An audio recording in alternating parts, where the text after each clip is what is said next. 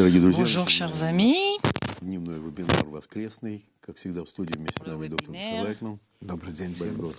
Bonjour Dr Lightman, avec nous dans le studio. Commençons notre programme, la Kabbale, la solution à toutes les contradictions. Posez vos questions et nous les poserons pour vous. Il s'avère que la Kabbale peut résoudre toutes les contradictions. Dr Lightman, c'est vrai que j'ai jamais dit ça, mais en gros, oui. Parce que elle découle du fait qu'il y ait deux forces, le don et la réception. Et la réalité, le monde existe sur ces deux forces. Et la sagesse de la Kabbale est un système d'équilibre entre ces deux forces qui nous amène à la ligne médiane. Et donc, cette recherche de la ligne médiane, de cet équilibre, à tous les niveaux, en partant vraiment de l'égoïsme à un niveau zéro jusqu'à l'ego infini qui est parfait et complet. Et c'est de ça dont parle la Kabbale. En fait, la sagesse de la Kabbale est une sagesse pratique, très utile, dont nous avons besoin pour résoudre les contradictions. C'est pas entre les gens ou entre quelque chose ou des contradictions théoriques. C'est en fait une opposition entre la créature et le créateur, entre lui et nous. Ces oppositions, ces contradictions, nous devons les équilibrer, arriver à la ligne médiane, où lui et nous, nous sommes identiques en fonction de nos intentions, nos actions. Et c'est ainsi nous sommes des associés et même nous nous aimons. Nous sommes comme des amants. Nous sommes enlacés dans un accouplement, dans une connexion à tous les niveaux. Au niveau des forces, des désirs, c'est le but de la création. Dvekut, qui est l'adhésion au Créateur, parfaite, complète. Mais cette adhésion existe entre deux opposés, entre deux forces complètement opposées. Simeon, alors, la question, pourquoi il faut-il créer tout ça, s'y opposer? La question, qu'est-ce que c'est que l'harmonie et l'équilibre d'après la Kabbale? Réponse, l'harmonie, c'est précisément l'équilibre entre ces deux forces qui s'équilibrent mutuellement. Elles existent en parallèle, elles se développent, mais elles s'équilibrent. Simeon, alors pourquoi un travail doit être multiplié par deux? Pourquoi il faut harmoniser, équilibrer? Réponse. Ok, dès le début, on aurait pu être en équilibre et on n'aurait rien ressenti comme un bébé ou une espèce de petit insecte qui existe.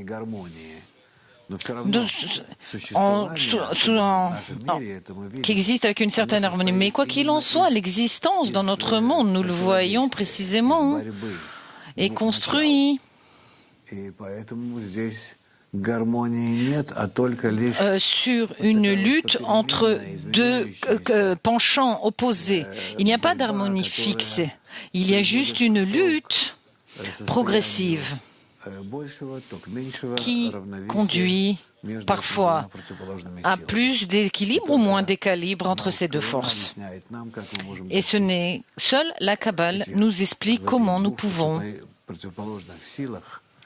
atteindre l'harmonie, l'équilibre entre ces deux forces opposées et que ces deux forces se complètent, elles ne s'annulent pas, elles se complètent.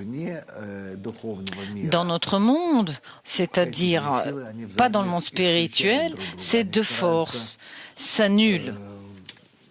L'une essaye d'annuler l'autre. une essaye de détruire complètement l'autre.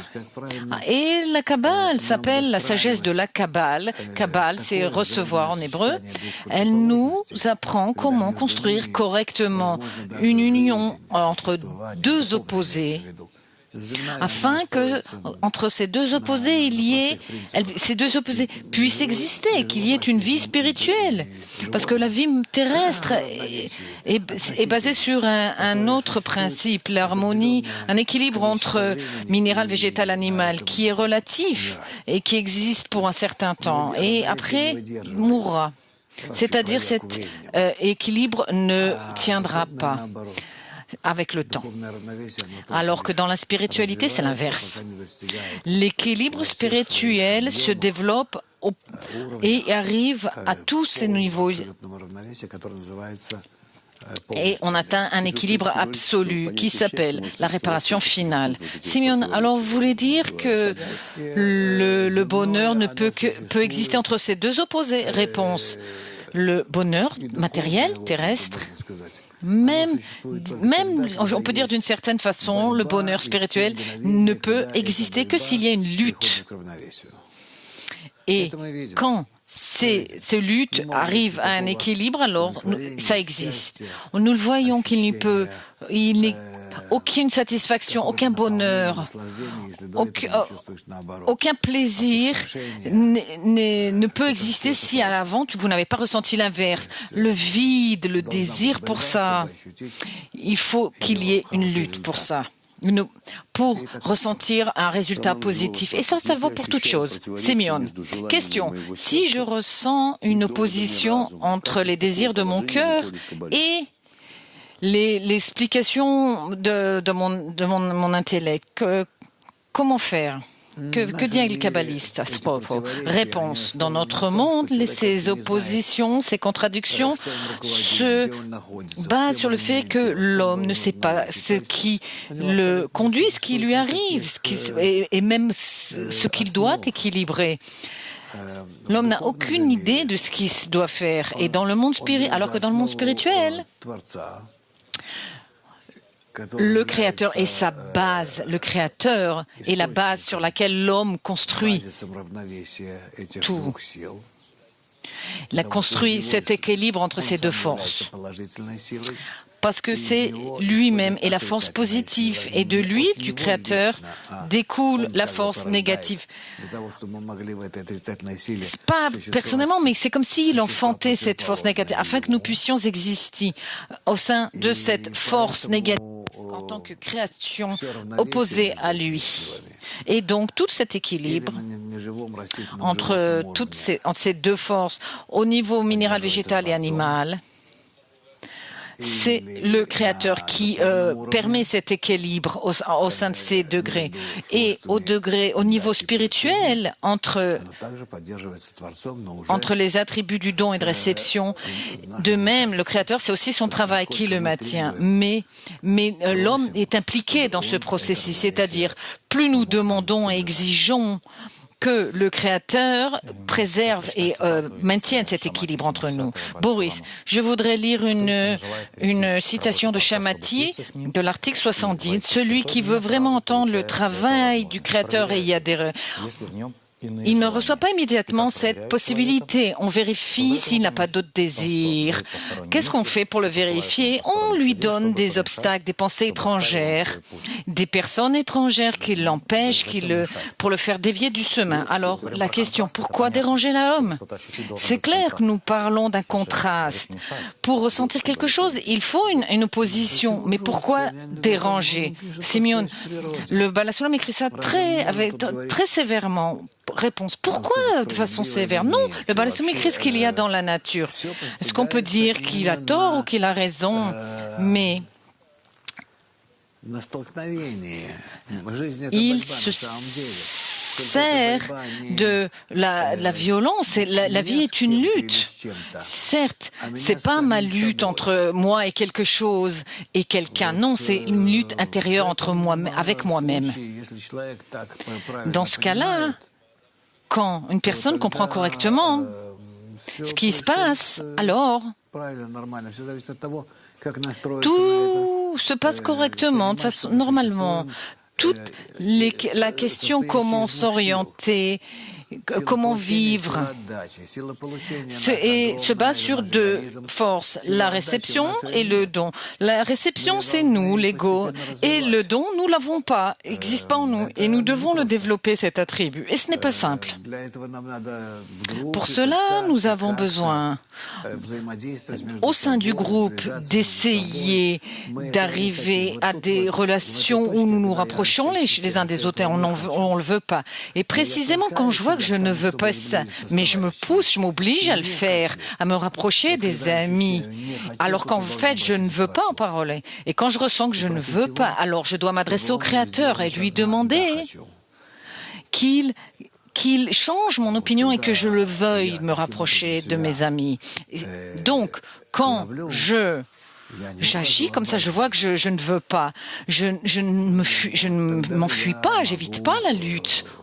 Et donc là, je suis capable de parvenir à l'équilibre, à la ligne médiane.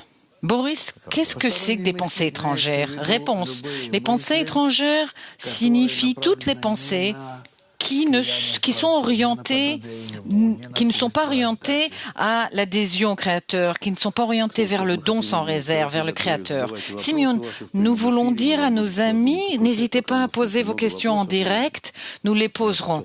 Pour l'instant, on en a suffisamment, mais maintenant, vous avez la possibilité de poser vos questions en direct. Maintenant, je voyais une question.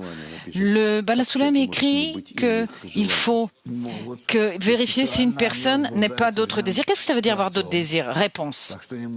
Le Créateur, intentionnellement, éveille en nous des pensées étrangères. Précisément, il est écrit que cette personne que l'homme aime, à chaque fois, le Créateur éveille des mauvaises pensées contre lui, contre le groupe.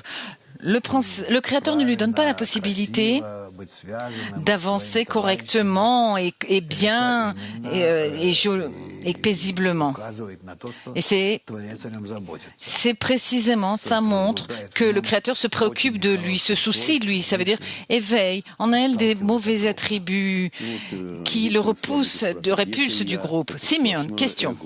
Si moi je suis l'égoïsme absolu, comme vous dites, en quoi je peux ressembler au Créateur qui est absolu? Réponse. Bien sûr que tu es l'égoïsme absolu, la force supérieure absolue. Tu ne peux être en équivalence que si tu cours après l'équilibre entre ces deux forces. Une force en toi qui se réveille naturellement, c'est ton égoïsme.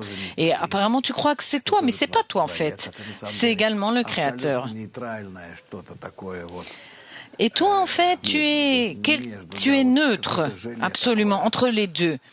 Tu es comme tu es quelque chose qui n'a rien en elle-même et par soi-même. Et dans cette espèce d'argile ou de gel qui existe, qui est dans un verre, par exemple, une espèce de gelée. Il y a cette gelée, se réveille une force égoïste. Parce que à chaque fois qu'elle se réveille, continuellement, sans cesse, depuis la naissance jusqu'à la mort, c'est pourquoi que l'homme pense que c'est lui. Mais en fait, c'est pas lui. Et après ça, plus tard, s'éveille en lui la possibilité d'équilibrer cette force négative avec la force positive. Cette force positive doit la demander au Créateur. Pourquoi c'est comme ça? Parce que c'est précisément en demandant la force positive, il adhère au Créateur, il s'en rapproche. Il lui demande que le Créateur lui donne cette force positive et que le Créateur lui enseigne comment parvenir à l'équilibre, à parvenir à cet équilibre positif pour que en lui, il y ait deux forces opposées et puisse lui-même équilibrer ces deux forces qui s'appellent une ligne médiane. Ce n'est pas une troisième force, c'est l'équilibre entre ces deux forces. Donc cette ligne médiane qui découle de l'équilibre entre la droite et la gauche, la ligne gauche est égoïste et la ligne droite altruiste, cette ligne médiane s'appelle Adam. Adam. Parce que précisément dans cette ligne médiane, Adam ressemble au Créateur. Adam, c'est l'homme aussi en hébreu. Il contrôle son égoïsme et son altruisme et peut agir correctement entre les deux. Et à chaque fois, équilibrer ces deux forces et s'élever au-dessus de cette balance. C'est comme si il se trouvait sur une balançoire et à chaque fois s'équilibrer, monte en s'équilibrant. C'est notre travail. Simeon, alors quoi? Il tombera aussi bien là d'un endroit ou l'autre s'il se déplace. Réponse, mais bien sûr qu'il tombe. Mais le plus important est qu'il apprenne à préserver, sauvegarder cet équilibre, et cet équilibre augmente en lui ce point médian entre ces deux points contradictoires. Ce point médian s'appelle Adam. Donc, cette lutte entre ces deux opposés et la connexion entre eux, la symbiose. Simeon, apparemment, réponse ce qu'est la ligne médiane. Moscou, vous voulez poser une question? Allez-y. Question. Bonjour, Dr. Lightman. Est-ce qu'un kabbaliste doit sacrifier quelque chose pour trouver ce point d'équilibre? Et est-ce qu'il doit aspirer au maximum ou se limiter? Comment trouver? Quelle est la bonne attitude? Réponse. Comment un kabbaliste trouve est-ce qu'une personne doit se limiter ou comment s'équilibrer correctement? Tout ça, nous l'apprenons et l'appliquons dans le groupe, dans la dizaine. Moi seul, je ne peux rien faire parce que la force positive n'existe pas en moi, je ne l'ai pas. La force positive dont nous parlons dans la Kabbale existe dans le groupe et la force négative est en moi. Et donc, c'est un début de force négative. En fait, en vérité, quand j'entre dans le groupe, comment je commence mon travail dans la dizaine? En m'annulant. Je veux me présenter au groupe comme étant zéro, comme n'existant pas, ni positif ni négatif. Je rentre dans le groupe, dans la dizaine, et je veux me ressentir que je suis zéro, c'est-à-dire ce point médian, le début de la ligne médiane. Et alors, toutes les forces égoïstes et nos relations dans la dizaine et toutes les forces altruistes que nous essayons d'atteindre, toutes ces forces commencent à se réveiller en moi. Et moi, j'essaye, dans mes relations entre nous, d'équilibrer ces forces. Et c'est ainsi que je me mets au niveau de Malchut qui essaye d'arriver au point de Keter, de bas en haut. Le point de Keter est le supérieur. C'est comme ça que nous travaillons. Simeon, Sergei de New York demande, un kabbaliste ressent qu'il perd l'équilibre et qu'il tombe de la ligne médiane et qu'il recule? Réponse, un kabbaliste s'équilibre constamment. Il est toujours sur la corde raide et tout le temps essaye de s'équilibrer. Parce que nous comprenons que s'il se trouve sur cette corde, donc il n'y a pas de point. Il n'y a pas de point d'équilibre en fait. Ce point naît uniquement dans des tentatives d'équilibrer la ligne droite et la ligne gauche. S'il abandonne ce travail d'équilibre, alors il tombera. Et c'est notre travail, il est très intéressant. Simeon, Ah, on va sur une corde. Boris, question. Comment, de moi-même et par moi-même, je peux m'annuler? Ou ça suffit de juste le vouloir? Réponse. Pas que moi. Le groupe m'aide, le prof m'aide, les livres m'aident, l'étude, la lumière supérieure. Il y a beaucoup de facteurs qui m'aident à me stabiliser et me faire continuer le travail. Sien Mounion de Almata. Almata, posez votre question. Almata. Ils ne nous entendent pas. Ah non? Si. Question. Bonjour. Ma question. Oui, on vous entend. Oui, on vous entend.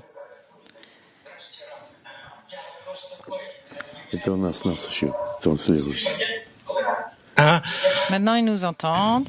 Il y a juste un délai de retransmission. Question. Est-ce que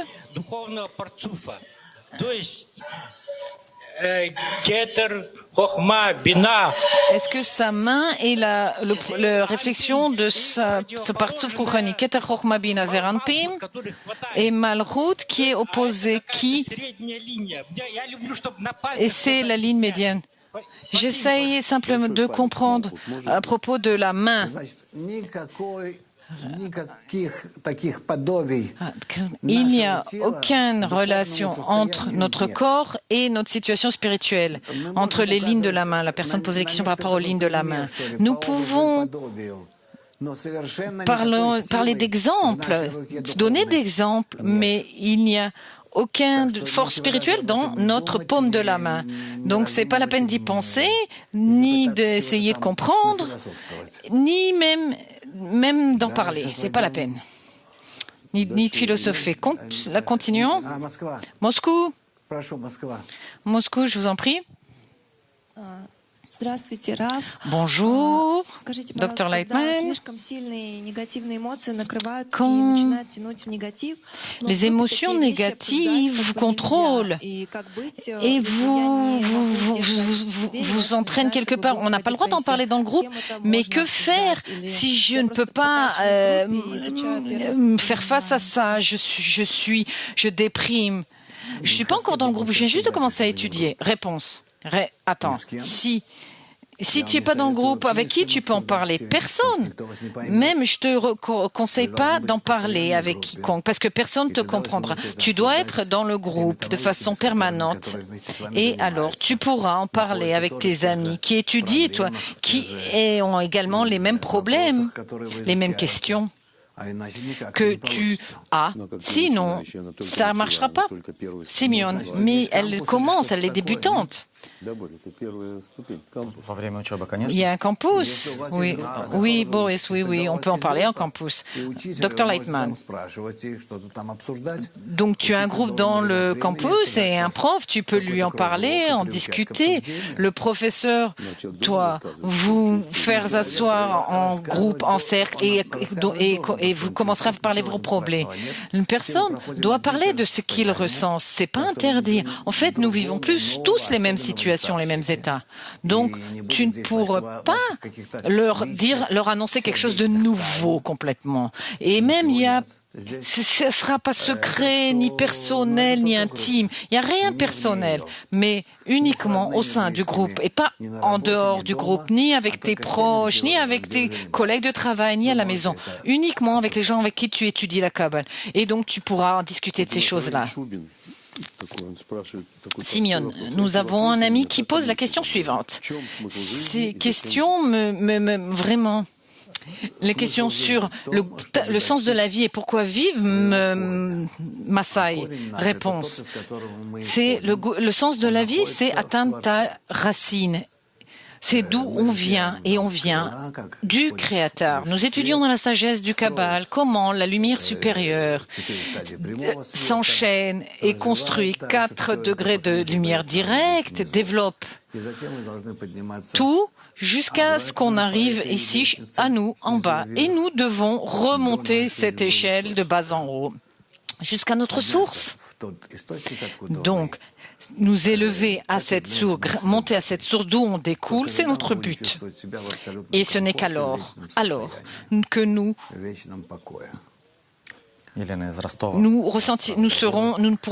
serons au repos et en perfection. Boris, où est la limite entre l'interdiction de parler de ces situations intrinsèques entre nous?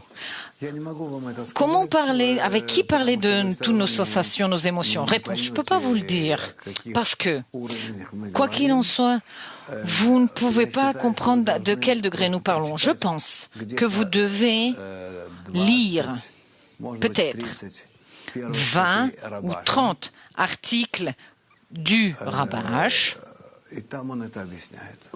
Et là, il vous explique le travail dans le groupe. Il vous explique tous ces sujets. À nouveau, discutez de toutes vos situations, tout ce qui vous arrive dans votre développement spirituel, dans votre vie spirituelle. Oui, vous pouvez en parler entre vous dans le groupe, uniquement dans le groupe. Astana? Question. Bonjour.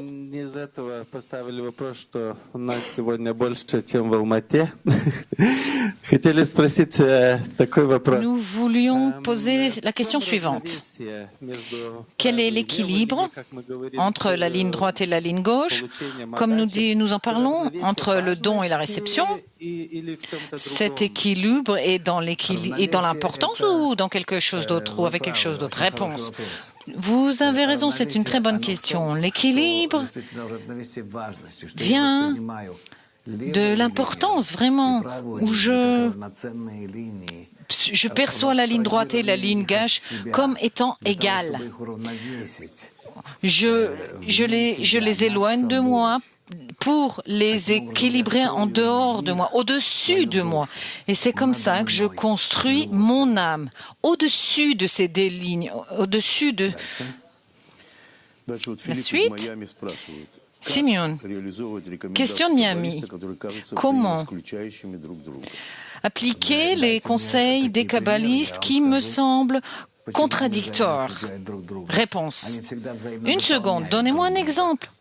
Pourquoi elles se contredisent? Non, elles se complètent. Et donc, c'est pourquoi tu penses qu'elles se contredisent. Mais si vous regardez bien, vous verrez que elles se complètent et ne se contredisent pas. Kef, bonjour. Pourquoi?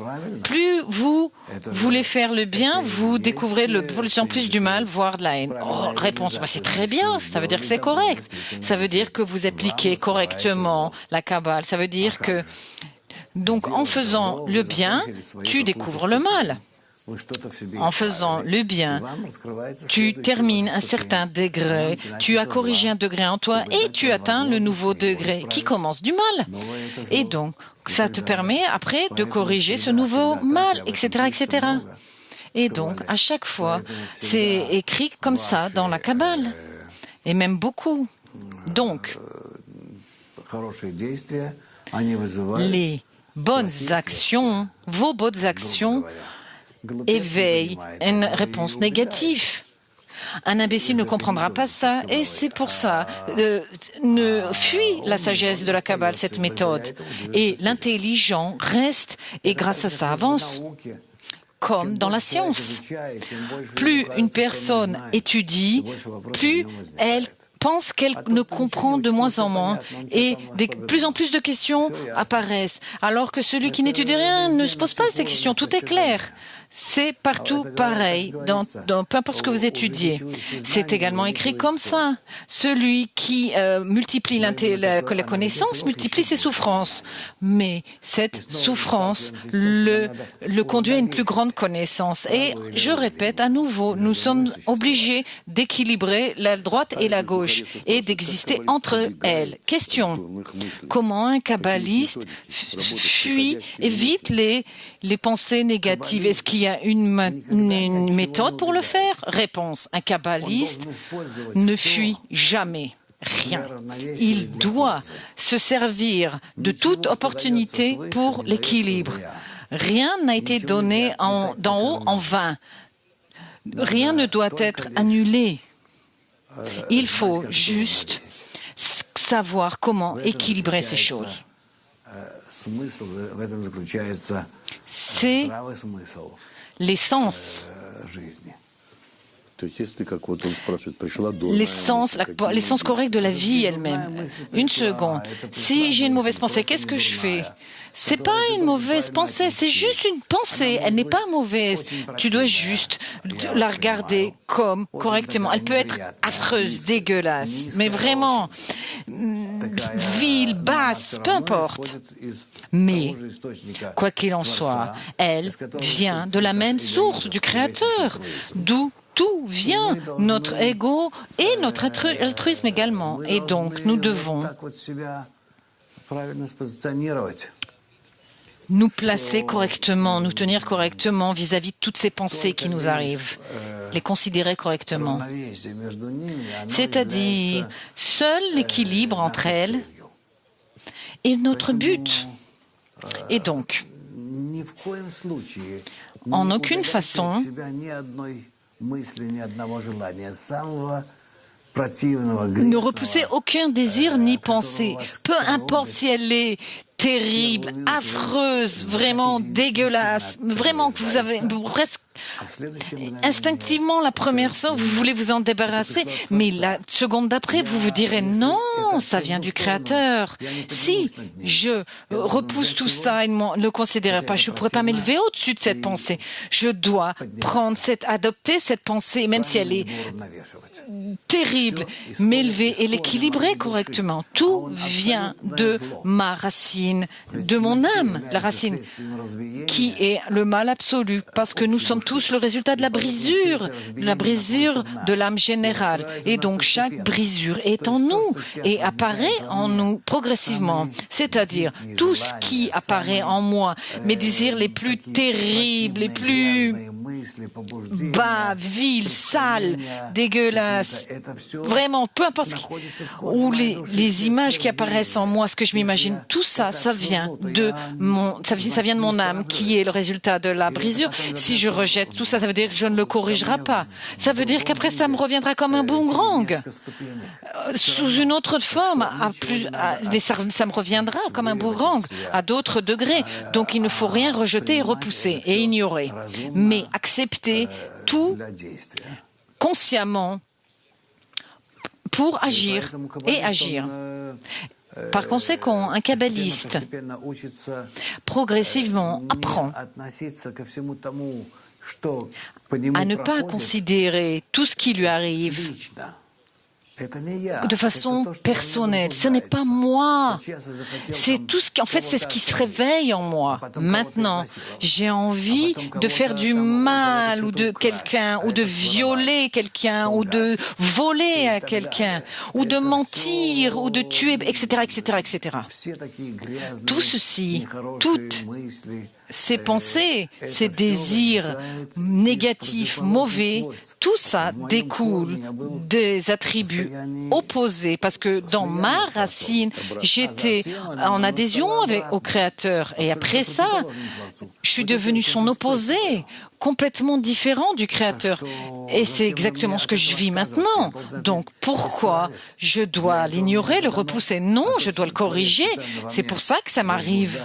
C'est-à-dire, le Créateur intentionnellement éveille en moi un manque de correction pour que je le corrige et m'élève à un nouveau degré. Et moi, je lui dis non merci, c'est pas cool.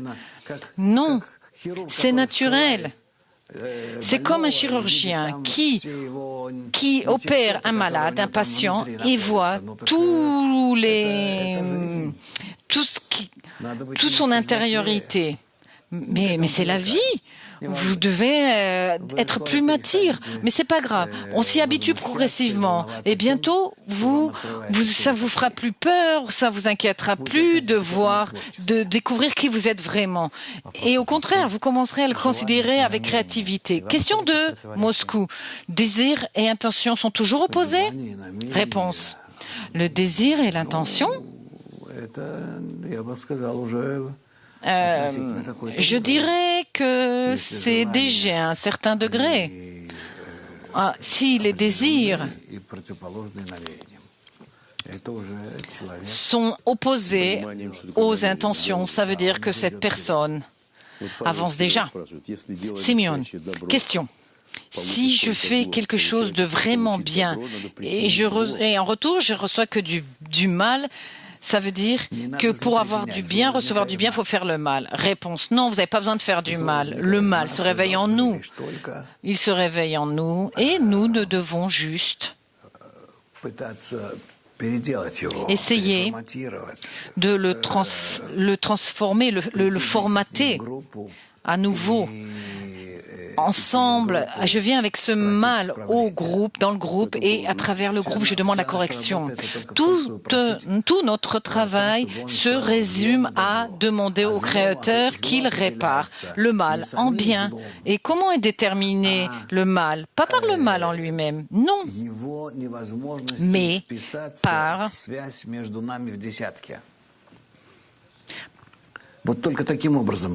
parce que le mal ne peut pas rester entre nous.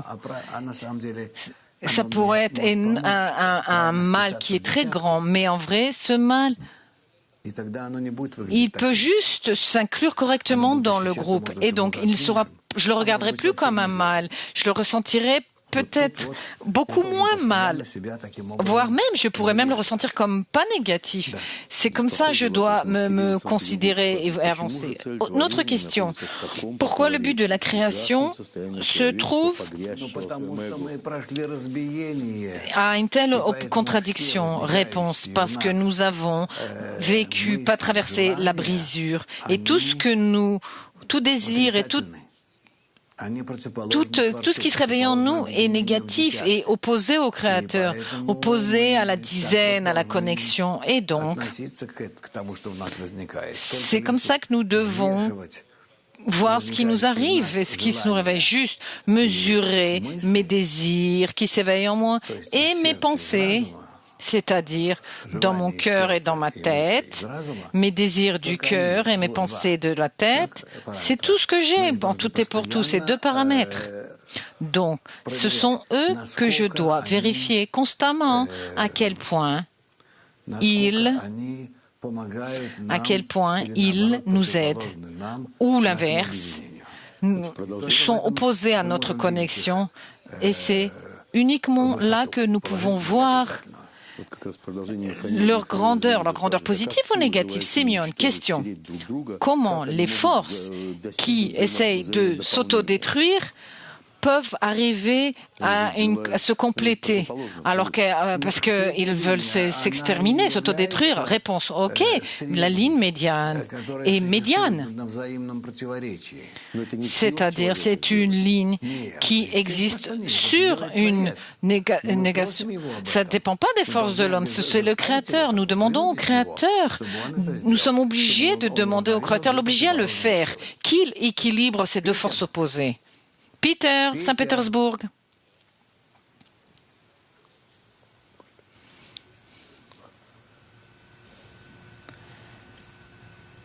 On n'entend pas. Madame, je vous entends pas. Maintenant on entend. Oui. Bonjour. Question. Comment ne pas commencer à nous imaginer ou à philosopher quand on veut comprendre ou ressentir ce qu'on étudie dans la Kabbale? Réponse, uniquement si tu l'appliques dans le groupe. Et si c'est pas dans le groupe, alors t'as même pas c'est pas la peine d'essayer d'avancer, parce que c'est clair, tu commenceras à philosopher et ça te fera dévier du chemin. Et tu n'atteindras rien. Tu n'arriveras à rien. Merci. Simeon, question. Comment me pousser si mon désir ne veut pas faire quelque chose? Réponse, ok, c'est naturel que tu ne veuilles pas. C'est comme si maintenant je demandais au Créateur, Créateur, je te demande de me reprendre. Ramène-moi à ce point initial de la créature quand j'étais un zéro absolu et que je n'existais pas. S'il te plaît, fais-le, annule-moi. Annule-moi pour que je redevienne ce point. J'aimerais être moins qu'un point, mais bon, disons que tu ramène-moi à ce point. C'est la prière la plus terrible, la pire qui soit que vous faites au Créateur. Parce que ça veut dire que vous n'êtes pas d'accord avec ce que le Créateur a fait. Mais je répète, c'est naturel, ça se réveille en nous naturellement. Quand on méprise notre vie, détestons nos attributs, notre caractère avec ce qui nous arrive. Simeon, oui, tu souffres. Réponse, oui, toutes ces souffrances. Ce monde, avec tout ce qu'il y a, c'est répulsant, c'est dégoûtant. Mais, il faut s'élever au-dessus de tout ça un petit peu. Et voyez que tout ça a été fait pour que ça nous pousse au-dessus, au-delà de ce monde, afin que nous demandions et que nous désirions, que nous voulions, au moins, essayons de nous élever au-dessus de tout ça et demander au Créateur qui nous élève pour que nous regardions tous ces forces, ces attributs et les événements négatifs qui nous arrivent, qui nous ont été donnés pour parvenir avec l'équilibre.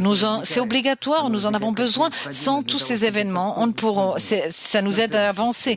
Tout ce qui apparaît et s'éveille est nécessaire pour que nous élevions au prochain degré, etc., etc. C'est comme ça qu'on avance. Donc, ne regardez pas le monde comme une donnée, quelque chose que le Créateur a fait comme ça.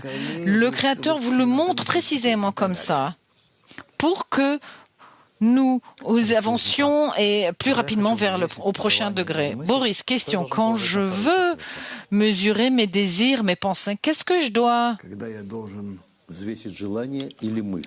mettre en face sur le bateau de la balance? Quand je veux mesurer quelque chose, qu'est-ce que je mets l'un en face de l'autre? Qu'est-ce que je dois faire? Réponse, l'union entre nous et l'union au Créateur. Simeon, question. Je ne comprends pas votre interprétation sur la nature du Créateur. Vous l'appelez la nature, mais c'est pas l'inverse de l'interprétation de la Torah comme étant une personne. Non, réponse interdit. C'est terrible de dire si vous pensez comme ça, ça veut dire que c'est de l'idolâtrie. Mais l'idolâtrie, le Créateur, c'est la force du don et de l'amour.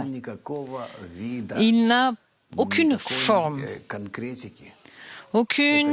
concrète, rien de concret, quelque chose de précis. C'est la force du don et de l'amour qui remplit toute la réalité. Et au-dessus, il y a cette force qui s'appelle Atzmuto, c'est-à-dire aucun lien avec nous, c'est pour ça qu'on ne peut pas lui donner un nom. Simeon, est-ce qu'on peut comprendre qu'il est écrit qu'il est un grand Dieu terrible et qui fait peur? Réponse, mais c'est nous qui le considérons comme un père et une mère vis-à-vis de son enfant. Quand le petit enfant, c'est comme ça que définissent ses parents, mais ce n'est pas ce que sont les parents, c'est ce qu'ils montrent à l'enfant, leur attitude vis-à-vis de l'enfant, pour qu'il réagisse, qu'il agisse correctement d'une certaine façon, pour que l'enfant grandisse et se forme. Mais ce ne sont pas eux-mêmes. En eux, il n'y a pas tous ces attributs. Simeon, ce sont des forces qui éveillent en nous des réactions. Réponse, oui. Lui-même, il n'a pas d'attributs, à part l'amour et le don. Et même ça, c'est toujours vis-à-vis de nous. Mais au-delà de ce cadre, on ne peut pas en parler. Simeon, quand on dit qu'il est la nature, qu'est-ce que ça veut dire? Réponse. La nature, c'est où nous nous trouvons, ce qui nous existons en la nature, dans la nature. Et donc, il est dit que le Créateur est Elohim. En hébreu, c'est en gematria, c'est la nature, 86. C'est écrit dans beaucoup de livres de Kabbale. Et quand vous dites que c'est contraire à l'interprétation de la Torah, ça veut dire que tu as tort, tu as besoin d'étudier encore. Question d'Almata, comment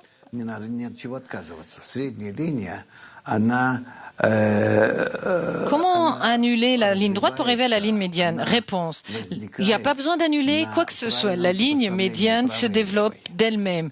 C'est précisément entre la bonne harmonie entre la ligne droite et la ligne gauche qu'apparaît la ligne médiane.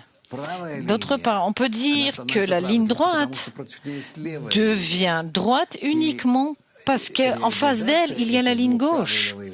Et se servir de la ligne droite et de la ligne gauche se fait précisément par la ligne médiane. C'est pas possible qu'il y ait qu'une ligne et pas l'autre. Parce que cette seule ligne, elle ne sera ni droite ni gauche. Ces deux lignes n'existent qu'en étant opposées, contradictoires. Boris, est-ce qu'il y a des signes clairs de la ligne médiane? Comment ne pas se tromper? Réponse, c'est atteint par l'équilibre. Comme vous êtes sur la corde et vous êtes suspendu dans l'air et vous vous équilibrez avec ce bâton, cette perche. Cette perche, je ne sais pas comment ça s'appelle, il dit le rabbin en russe, mais c'est une perche, je pense. Et vous essayez constamment de rester en équilibre. Si tu oublies que tu dois t'équilibrer entre la droite et la gauche, tu n'auras pas la ligne médiane. Et donc, d'une part, tu n'aurais pas cette ligne médiane, et d'autre part, c'est en fait la somme de ces deux lignes opposées. Simeon, qu'est-ce que c'est surmonter, cette force de surmonter un désir?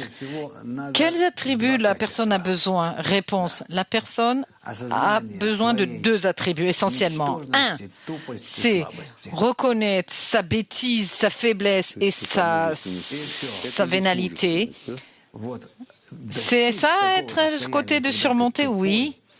Une telle état, si tu arrives à une telle situation où tu penses que tu es stupide, faible, vil dans tout et bas, dépend et voit que tout dépend du Créateur. C'est le point le supérieur parce que c'est la vérité. Tout le reste, c'est un égoïsme d'un enfant infantile. Boris, question de Ekaterinbourg sur la nature. Quand je me sers de l'électricité, j'ai pas besoin de demander quelque chose à quelqu'un. Alors que quand ici, je dois demander au Créateur pour ce qui est d'équilibrer mon attitude. Oui, réponse dans la nature, minérale, végétale, animale. Et même nous sommes au sein de cette nature animale dans notre vie terrestre. À ces niveaux, nous sommes au niveau du minéral. Il n'y a pas besoin de demander. Nous devons connaître comment vivre dans la société, au sein de cette nature, connaître les lois de la nature et de s'en servir correctement, si possible. Et quand nous voulons nous élever au degré spirituel, à notre prochain degré d'existence, là, nous avons d'autres relations complètement différentes. C'est une relation avec le Créateur et donc, à chaque fois, nous sommes liés à lui, nous dépendons de lui. Il s'adresse à nous et nous nous adressons à lui. Et dans cette demande, cette relation entre lui et nous, quand nous voulons lui ressembler et nous créons en nous le fait de vouloir lui ressembler, ça s'appelle notre âme. Question de Vienne. Bonjour. Comment équilibrer les pensées et la parole? Réponse. Ça ne relève pas de la sagesse de la Kabbale. C'est une technique de notre monde, pas plus.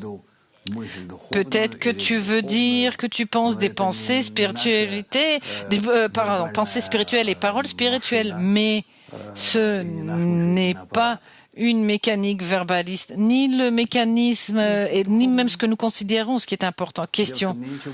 Oui, je voulais dire d'une pensée spirituelle. Réponse. J'ai rien à rajouter, je vous ai déjà tout dit, madame. Il n'y a rien à équilibrer. Ici, nous devons nous équilibrer sur cette corde, cette ligne médiane. Nous devons équilibrer la force de réception à la force du don, afin que ces deux forces soient orientées au Créateur, pour lui ressembler, au Créateur. Et vis-à-vis de nos mots, ça n'a aucune pertinence. Moscou. Bonjour.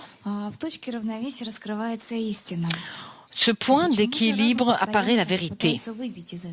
Pourquoi notre intelligence essaye de fuir ce point? Réponse. Notre intelligence n'essaye pas d'éviter ce point. L'intelligence essaye d'éveiller en nous une sensation de manque d'équilibre, comme une personne qui essaie de s'équilibrer sur la corde. L'intelligence, c'est l'inverse. Toute notre vie est en tout et pour tout pour nous donner une sensation de manque d'équilibre, pour que nous trouvions ce point d'équilibre à chaque fois plus élevé. Et à chaque fois, on s'élève de plus en plus. Ce point d'équilibre se renouvelle à chaque fois. Pas en quantité, mais en qualité. Mais ça, nous le ressentirons plus tard. Simeon, vous parlez constamment de la dizaine.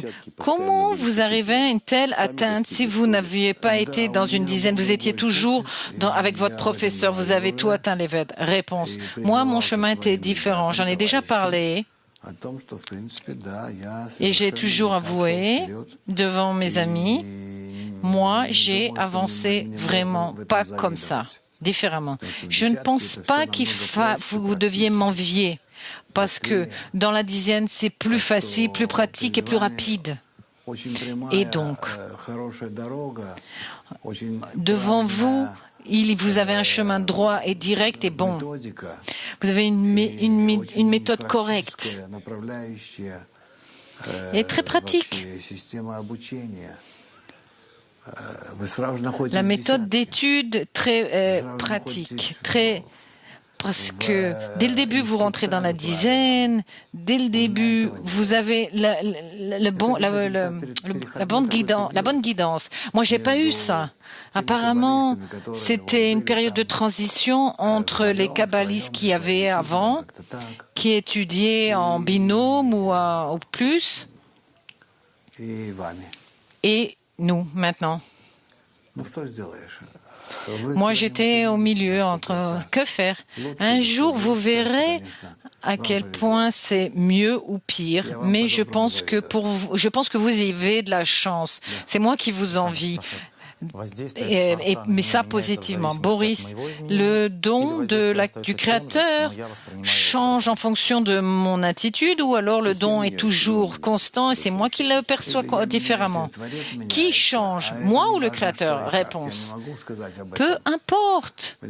Qui et quoi? Je ne peux pas en parler. Nous parlons de notre monde.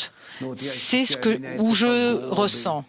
Mais voyez, par exemple, je sens que le climat change, mon environnement change, la société change, etc.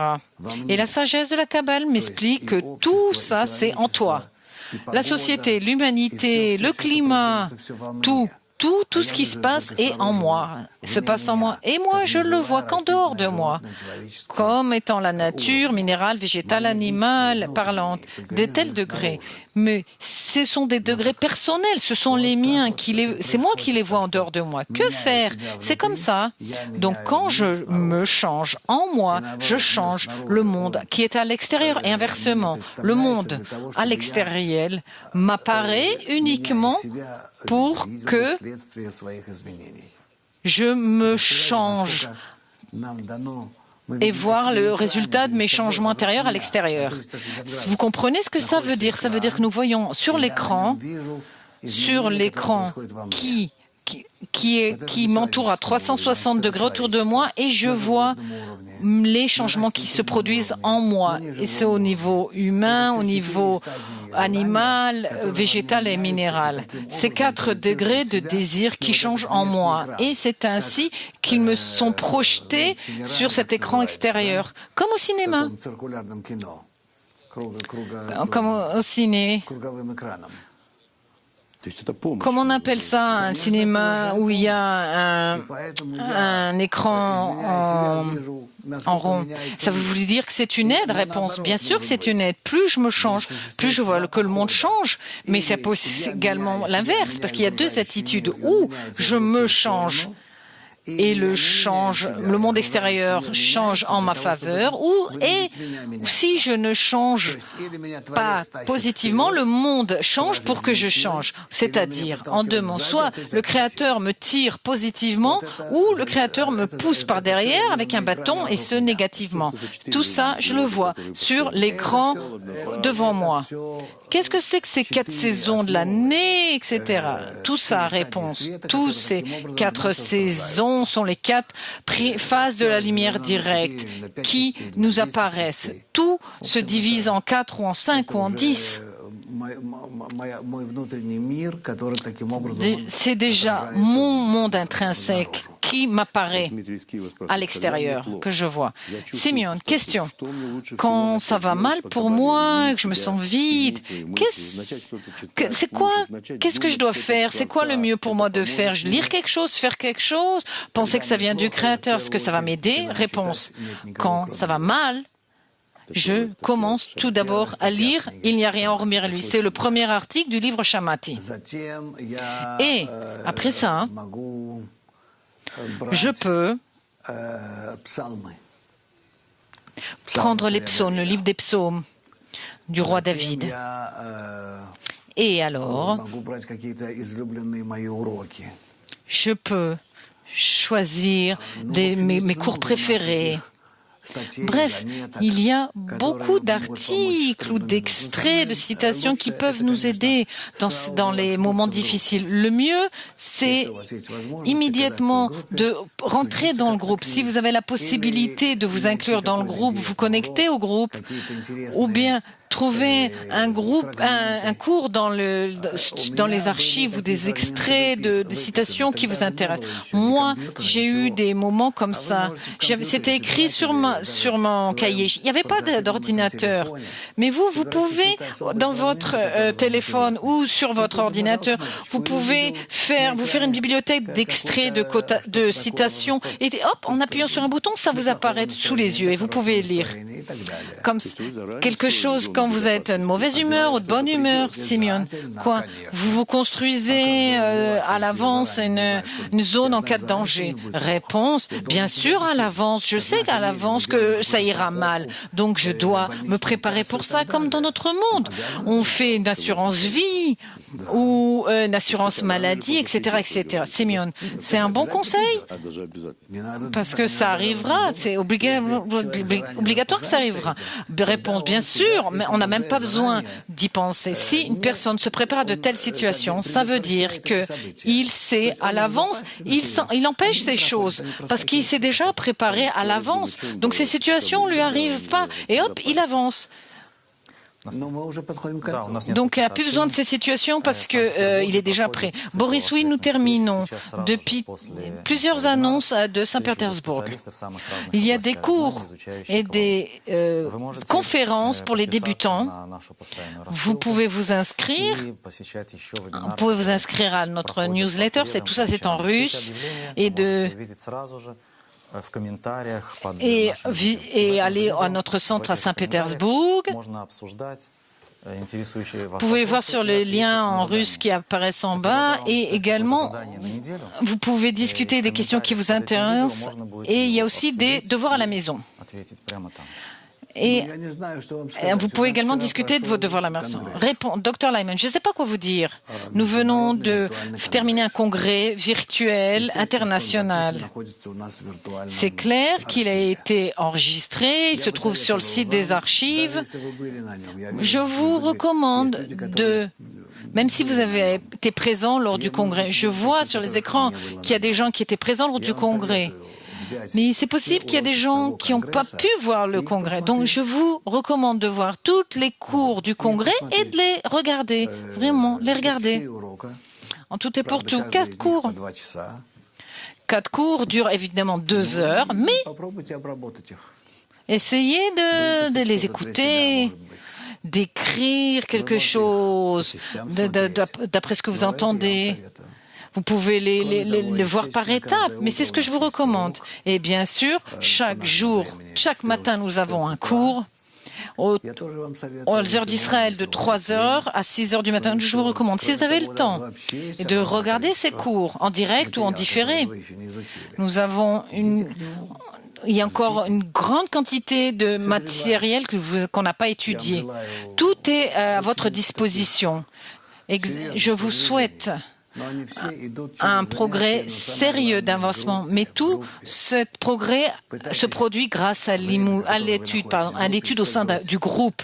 Essayez de profiter du temps où vous êtes dans le groupe c'est-à-dire sérieusement parler avec les gens, vraiment, sérieusement, discuter des questions qui vous préoccupent, juste pour vous rassembler, vous réunir, et lors de cette réunion,